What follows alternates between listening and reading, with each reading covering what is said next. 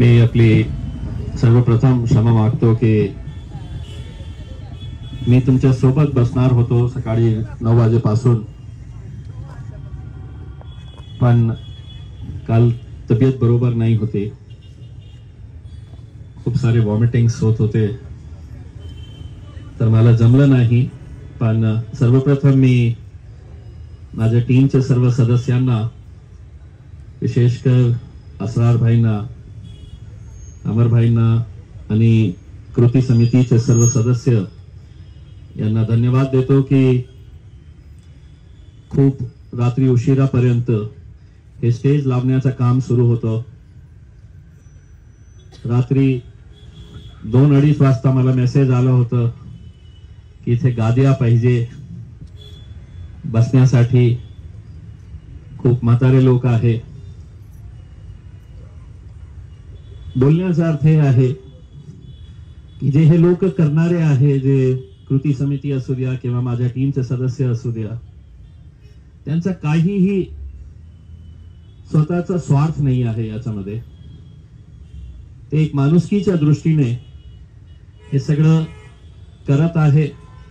मागच्या 1.5 वर्षापासून जे लढाई आपण सुरू केली होती ते इथपर्यंत आलेली आहे.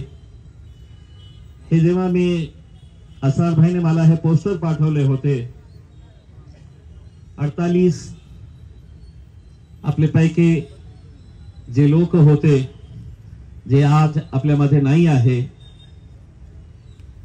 तेही कुणाचा वडील असेल, कुणाचा नवरा असेल, बायको असेल, कुणाचा मुलगा असेल, मित्र असेल. आपण बघितलं असेल की काल पूर्ण दिवस टेलिव्हिजनवर एकच बातम्या चालू होती. एका फिल्म ऍक्टर सैफ अली खानला काही इंजुरीज आली होती, तर दिवसभर राष्ट्रीय मीडिया असू द्या, नॅशनल मीडिया किंवा आपले मराठी चॅनल्स असू द्या, सगळ्यांची हेडलाईन्स एकच होती की सैफ अली खान गंभीर जखमी झाला. तो गंभीर झाला तर नॅशनल न्यूज होतंय आणि आमचे इतके सारे लोक मेले, त्याची दखल घेण्यासाठी कोणी तयार नाही आहे. यांच्या बाबतीत बोलण्यासाठी कोणी तयार नाही आहे. यांना श्रद्धांजली वाहण्यासाठी कोणी नाही आहे. काय अडचणीमध्ये त्यांचा मृत्यू झाला असेल. अनेक लोकांना मी ओळखतो, माझ्याकडे यायचं, साहेब मुलींचं लग्न करायचं आहे, हार्टचं ऑपरेशन करायचं आहे, मला घर बांधण्यासाठी पैसे जमा केले होते, इकट्ठा केले होते. कोण यांचे वाली आहे? आम्ही काय फक्त आकडे वाढवण्यासाठी हे सगळं केलेले आहे? मला माहित आहे जेव्हा हे आंदोलन सुरू केलं होतं, पहिला आकडा जे आला होता 14 लोक मेलेले आहे. 14च्या 20, 20च्या 25, 25च्या 50 पर्यंत आपण आलेले आहे. कोण आहे जबाबदार? कोणीतरी याची जबाबदारी घ्यायला पाहिजे. खऱ्या अर्थाने सांगायचं असेल तर हे मृत्यू जे आहे हे नॅचरल डेथ नाही आहे. असंच ते मेले, हे नॅचरल डेथ नाही आहे. न्याय असला असता तर या औरंगाबाद जिल्ह्याच्या जिल्हाधिकारी असू द्या, पोलीस कमिशनर असू द्या, DDR असू द्या, त्यांच्यावर हत्याचा गुन्हा नोंदवायला पाहिजे होतं. या सगळ्यांच्या मृत्यूसाठी हत्याचा गुन्हा त्यांच्यावर नोंदवायला पाहिजे होतं. सैफ अली खान आणि याच्यामध्ये फरक इतकाच आहे, तो खूप मोठा माणूस आहे, हे सगळे गरीब लोक आहे. पण हे सगळ्यांनी आपल्या आयुष्याची कष्टाची कमाई इकट्ठा करून त्यांचा पाप एकच होता की सरकारने ज्याला लायसन्स दिले होतं की हे तू चाल पतसंस्था, त्याच्यामध्ये पैसे जमा केले आणि पळून गेला. ते आज इतके महिने उलटून सुद्धा ठीक आहे, काही लोकांना पैसे मिळण्यास सुरुवात झालेली आहे. 10,000, 15,000, 20,000 पर्यंत पैसे, 25,000 पर्यंत. आज अगर या कलेक्टर साहेबांनी, पोलीस कमिशनर साहेबांनी, डीडीआरनी, काळे साहेबांनी, संभाजी काकडे साहेब, संभाजी पवार, हे सगळ्या अधिकाऱ्यांनी आपल्या मनावर घेतलं असते तर जे कोट्यवधी रुपयांची प्रॉपर्टी लिलावासाठी आणण्यात आलेली आहे ते विकून ते पैसे तुम्हाला मिळाले असते. पण आपल्याला माहित आहे, एक आंदोलन आपण जेव्हा केलं होतं माझ्या ऑफिसमध्ये, हे प्रॉपर्टी विकायची नाही. पोलिसांचा आदेश असून सुद्धा इथे बसलेले एक अधिकारी ते प्रॉपर्टी एका मोठ्या नेत्याच्या जवळच्या माणसाला विकून टाकतात. आम्हाला आश्वासन देण्यात येतं की आम्ही कारवाई करू, आम्ही चौकशी करू. आज वेळ आलेली आहे त्यांना विचारण्यासाठी की तुमच्या चौकशीमध्ये काय निष्पन्न झालेलं आहे, काय कारवाई केलेली आहे. तुम्ही हे समजत असेल की हे सगळं गोरगरीब लोक आहे, किती चक्रा मारणार, किती लढा उभा करणार. मी पहिल्या दिवसापासून एकच बोलत आहे, आज पुन्हा एकदा बोलतो, जोपर्यंत एक एक माणसाचा एक एक रुपया परत मिळणार नाही तोपर्यंत आमचा लढा असा सुरूच राहणार आहे. दररोज आम्हाला कुठे ना कुठे मुंबईमध्ये एक मोठा फ्रॉड झाला, हजारो कोटी रुपये घेऊन पळाला. बीड मध्ये काय आहे, लातूर मध्ये काय आहे, अहमदनगर मध्ये काय चाललेलं आहे, त्यांचे पैसे मिळाले नाही. पण कमीत कमी आदर्शची सुरुवात झालेली आहे आणि प्रामाणिकपणे या लोकांनी काम केले असते ते आज आपल्याला हे वेळ आली नसती की आपण इथे बसून पैसे आमचे, हक्काचे पैसे, कष्टाचे पैसे, आणि आम्ही आमरण उपोषण करत आहे. याच्यापेक्षा दुर्दैव काय असणार आहे. आमच्या हक्काचे काही भीक मागत नाही आम्ही काही त्यांच्याकडून काही फेवर मागत नाही. आमचे कष्टाचे पैसे द्यायला तुमच्याकडे पैसे नाही आहे. आणि फुकटाचे पैसे कसे वाटत आहे सरकार, कोणत्याही सरकार असू द्या, खऱ्या अर्थाने पहिले जे लोकांचे कष्टाचे पैसे होते ते परत करायला पाहिजे होते. नंतर तुम्हाला फुकटात कुणाला काय द्यायचे आहे हे तुम्ही ठरवा. पण यांचे पैसे ठेवायचे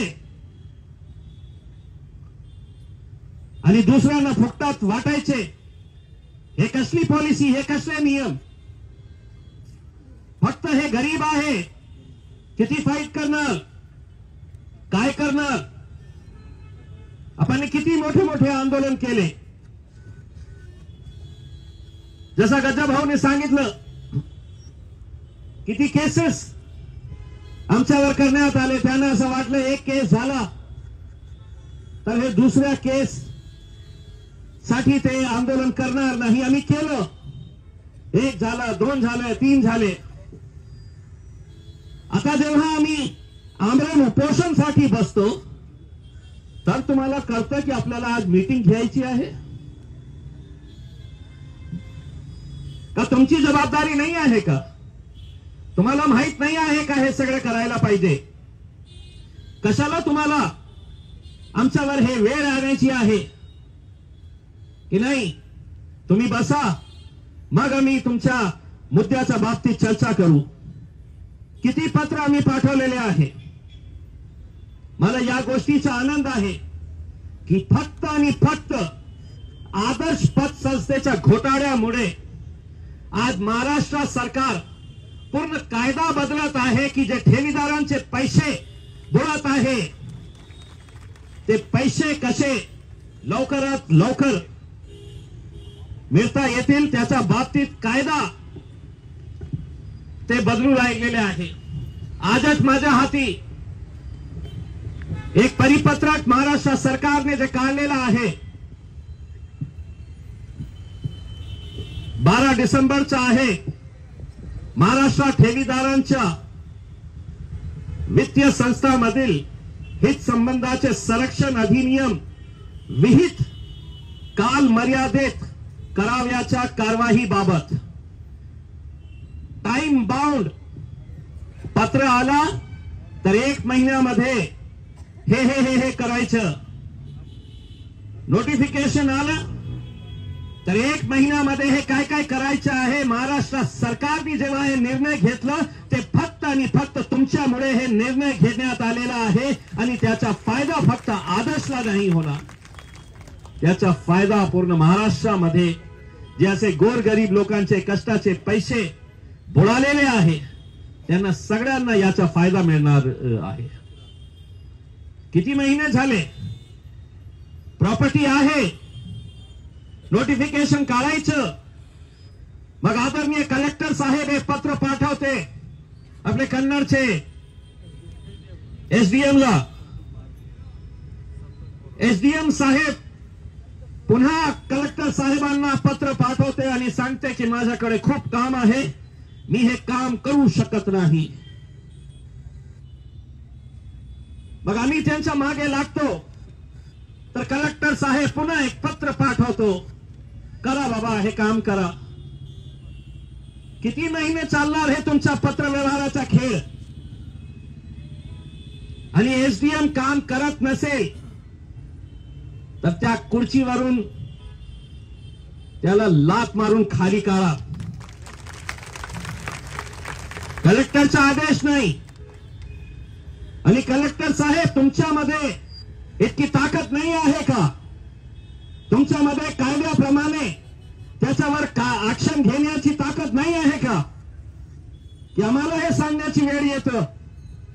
आता सरकारने हे नियम केलेला आहे.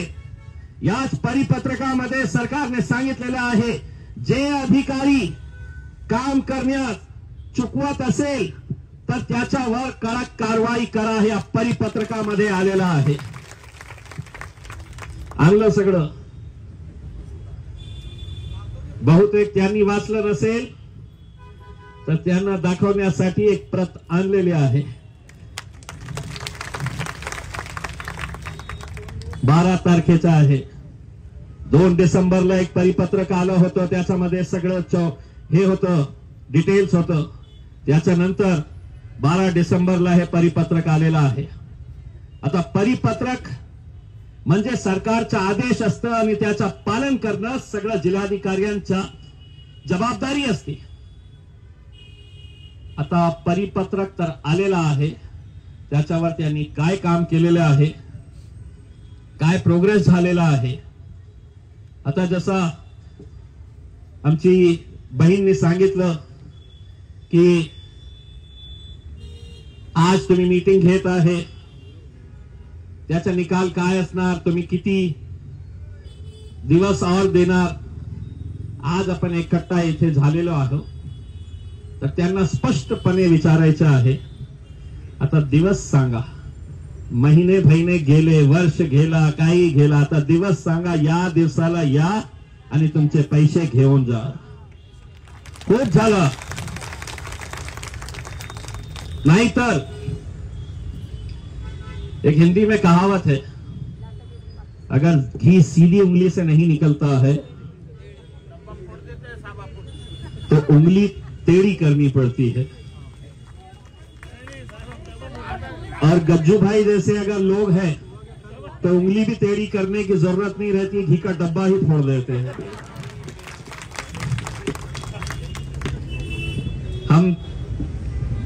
मुझे बताया गया है कि अभी 3 बजे अधिकारियों के साथ ये बैठक करने वाले हैं.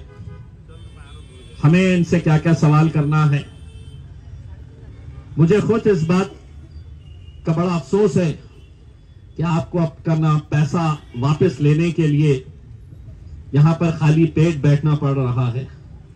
आपकी तकलीफ क्या है, आपका दर्द क्या है, आपकी परेशानी क्या है, ये मैं अच्छी तरीके से समझ सकता हूं. लेकिन मैं आपको इतना भी यकीन दिलाना चाहता हूं, जितना रास्ता हमने तय करके आए हैं, महाराष्ट्र की कोई पद संस्था इतने आगे तक नहीं जा पाई.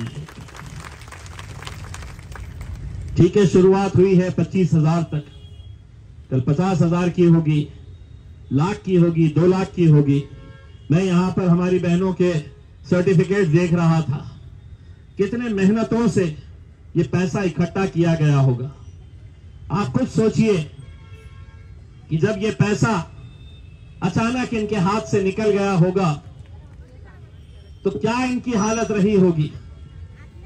किसी ने कहा है कि ये जितने भी लोग आए हैं इसमें ठेवीदार नहीं है, तो मीडिया वालों से अपील करूंगा, ये सब ठेवीदार है मेरे भाई साहब। सिर्फ मैं अकेला हूं जो ठेवीदार नहीं हूं, वरना ये बाकी के पूरे ठेवीदार हैं जिन्हें अपना हक मांगने के लिए वो आए हैं। जरा इधर मेरे भाइयों की तरफ भी घुमाइए, ये भी आपको दिखा रहे हैं, ये भी आपको दिखा रहे हैं कि ये सब अपने हक का पैसा लेने के लिए आ रहे हैं। हम उम्मीद करते हैं कि कलेक्टर साहब की मीटिंग अगर हो जाए, उसके बाद उनका क्या फैसला है वो क्या हमें बताते हैं, और अगर उनका आश्वासन आधा अधूरा रहा तो हमारा आंदोलन बहुत मजबूत चलेगा। अब कच्चा पक्का कुछ चलेगा नहीं, जो भी है ठोस, जो भी है पूरा पक्का आश्वासन मिले। वरना अगर तुम ये समझ रहे हैं कि ये गरीब लोग हैं, ये कुछ कर नहीं सकते हैं, तो इन्हें याद दिला दूं कि डिविजनल कमिश्नर का ऑफिस के गेट को तोड़कर जाने की ताकत रखने वाले ये लोग हैं सभी। वो गेट को छलांग लगाकर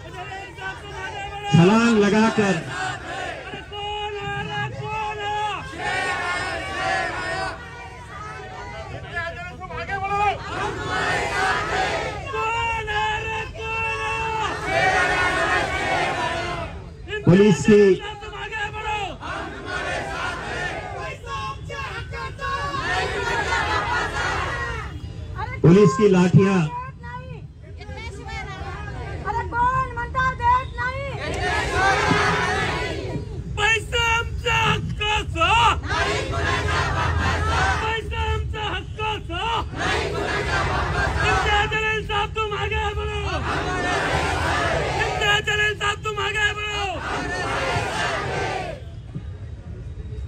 लाठी खाने के लिए तैयार है। आंसू गैस छोड़े गए थे, उसके लिए तैयार है। जब वैसे ही अगर तस्वीरें ऐसी बढ़ती जा रही है तो खामोशी से मरने में कोई मतलब नहीं है। लड़ेंगे,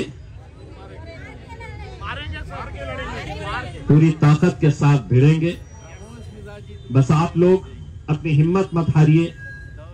आप लोगों की ये लड़ाई मैं अगर लेकर गया हूं तो सिर्फ इस वजह से कि हमने जब भी आवाज लगाई, आप लोगों ने अपना काम, अपना धंधा, अपनी दुकान, अपनी नौकरी सब कुछ छोड़कर आप लोग आए, क्योंकि आपको भी ये मालूम है कि अगर ये लड़ाई कहीं आधे रास्ते में खत्म हो गई तो हमने पिछले 1.5 साल से जो मेहनतें की है, जो लड़ाई हमने की है, वो कहीं ना कहीं आगे जाकर उसका कोई रास्ता नजर नहीं आएगा।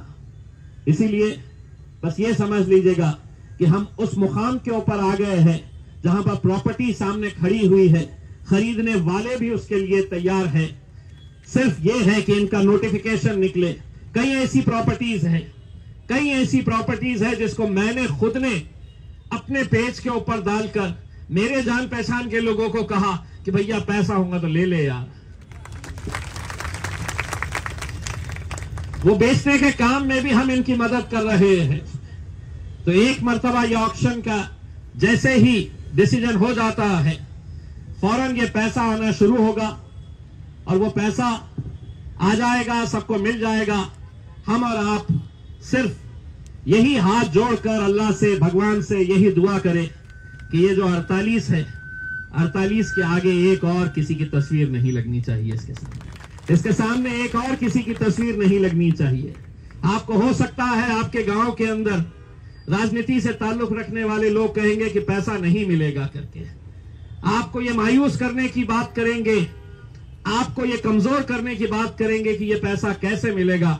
उनको ये कह देना कि जब तक हम साथ में हाथ डालकर खड़े हैं, एक एक रुपया हम वापस इनके हलक में से खींच के निकालेंगे, इनके जेबों में से खींच के निकालेंगे और एक एक पैसा हम वापस आप लोगों को दिलाएंगे। बस उम्मीद करते हैं कि कलेक्टर साहब अगर चर्चा कर रहे होंगे तो हमारे को भी अब बुलाए और बुलाने के बाद बताए कि क्या होने वाला है करके। मैं मेरी माओ और बहनों से विनती करना चाहूंगा, ये आंसू संभाल के रखिएगा, रोने की जरूरत नहीं है। महिला शक्ति क्या है ये आपको दिखाने का वक्त आएगा, उस वक्त दिखाना है।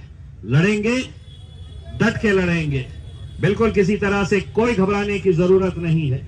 इम्तियाज जलील आमदार था या नहीं था, इम्तियाज जलील खासदार था, आज नहीं है, लेकिन जितनी ताकत के साथ जब खासदार था तब लड़ता था, उतनी ही ताकत के साथ अब खासदार नहीं भी हूं तो लड़ूंगा मैं आपके साथ।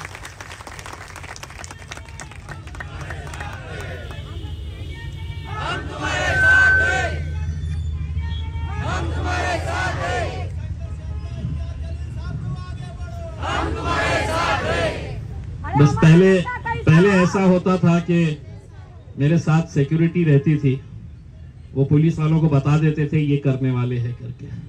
अब सिक्योरिटी कुछ है ही नहीं। अब मेरी सिक्योरिटी यही है, जितने भी लोग हैं मेरी सुरक्षा करने के लिए अब पुलिस वाले नहीं है, यही लोग हैं जो मेरी सुरक्षा करेंगे उसमें। तो बस आप लोग इंतजार करिएगा, हम भी आपके साथ बैठे हुए हैं और हम उम्मीद करते हैं कि आंदोलन बहुत ज्यादा लंबा ना चले, जल्द से जल्द इसके ऊपर कोई फैसला हो, क्योंकि बहुत सारे ऐसे बुजुर्ग लोग हैं, बूढ़े लोग हैं जिन्हें बीपी की शिकायत होती है, जिन्हें दवाइयां खाना होता है। तो ऐसी हालत के अंदर बैठना मुझे भी अच्छा नहीं लगता है। हम उम्मीद करते हैं कि मानुषकीच्या दृष्टीने, इंसानियत की नजर से अगर देखा जाए तो आज प्रशासन, पुलिस मिलके कुछ अच्छा फैसला करेंगे। बहुत बहुत धन्यवाद। अचानक इनके हाथ से निकल गया होगा तो क्या इनकी हालत रही होगी। किसी ने कहा है कि ये जितने भी लोग आए हैं इसमें ठेवीदार नहीं है, तो मीडिया वालों से अपील करूंगा, ये सब ठेवीदार है मेरे भाई साहब, सिर्फ मैं अकेला हूं जो ठेवीदार नहीं हूं, वरना ये बाकी के पूरे ठेवीदार हैं जिन्हें अपना हक मांगने के लिए वो आए हैं। जरा इधर मेरे भाइयों की तरफ भी घुमाइए, ये भी आपको दिखा रहे हैं, ये भी आपको दिखा रहे हैं कि ये सब अपने हक का पैसा लेने के लिए आ रहे हैं। हम उम्मीद करते हैं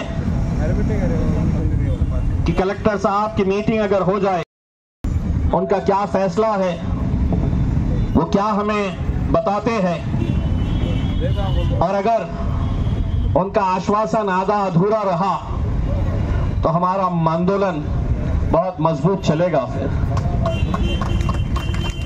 अब कच्चा पक्का कुछ चलेगा नहीं, जो भी है ठोस, जो भी है पूरा पक्का आश्वासन मिले। वरना अगर तुम ये समझ रहे हैं कि ये गरीब लोग हैं, ये कुछ कर नहीं सकते हैं, तो उन्हें याद दिला दूं कि डिविजनल कमिश्नर का ऑफिस के गेट को तोड़कर जाने की ताकत रखने वाले ये लोग हैं सभी। वो गेट को छलांग लगाकर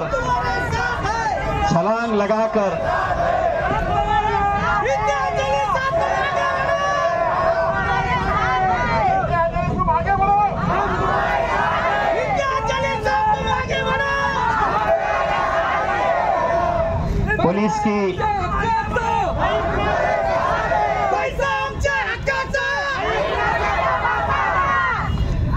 की लाठियां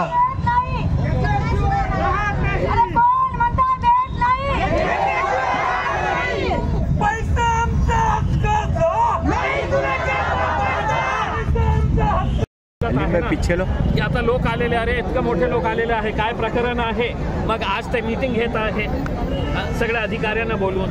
कशाला तुम्हाला हे वेळ आणायची आहे या लोकांवर? तुम्हाला काय नियम माहित नाही आहे का? तुमची जबाबदारी काय आहे हे तुम्हाला माहीत नाही आहे का? आता ते मीटिंग घेत आहे, मीटिंगच्या नंतर ते काय आश्वासन देतील आम्हाला माहीत नाही आहे. आश्वासन चांगलं असेल तर मान्य करू, नाहीतर आम्ही आमचं आमरण उपोषण सुरू ठेवू.